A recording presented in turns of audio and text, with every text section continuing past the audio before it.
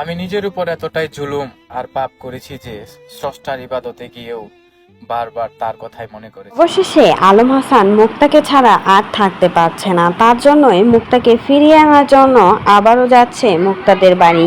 আর এদিকে বেচারি মুক্তা, সে কিন্তু আলম হাসানকে ছেড়ে ভীষণ ভালো আছে, একাকিত্ব ভালোই কাটাচ্ছে মুক্তা, কিন্তু আলম হাসান একদমই থাকতে পারছে না মুক্তাকে ছেড়ে।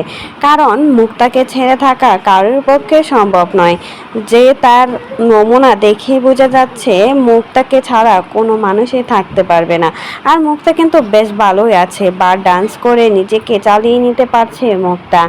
আর এখন আলম হাসান বলল সে কিনা এতটাই পাপ করেছে যে কিনা নামাজে পড়তে গিয়েও নাকি মুক্তার কথা মনে করে শুধুমাত্র তাকে ফিরিয়ে আনার জন্য আল্লাহর কাছে চাই। ভাবা যায় মুক্তাকে সে কতটা ভালোবেসে ফেলেছিল, আর সেজন্যই মুক্তাকে ফিরিয়ে আনার জন্য আবারও আলম হাসান মুক্তাদের বাড়িতে যাচ্ছে। আর এদিকে মুক্তার যে হাল দেখেই বোঝা যাচ্ছে সে যে আলম হাসানকে ছেড়ে বেশ খুশিতেই আছে।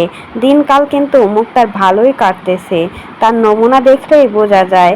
আগে যেমন লাইফস্টাইল লিড করতো ঠিক তেমনই আলম হাসানকে ছেড়ে এরকমই হয়ে গেছে মুক্তা। আগেও কিন্তু এভাবেই চলাফেরা করতো মুক্তা।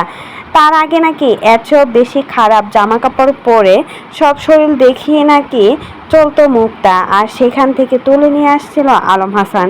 কিন্তু ভালো করার অনেক চেষ্টা করেছিল মুক্তাকে, কিন্তু কোনো মতেই মুক্তাকে ভালো করতে পারলো না আলম হাসান।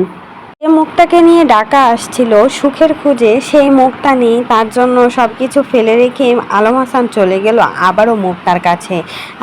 আবারও ফিরিয়ে আনার জন্য চেষ্টা করতেছে মুক্তাকে।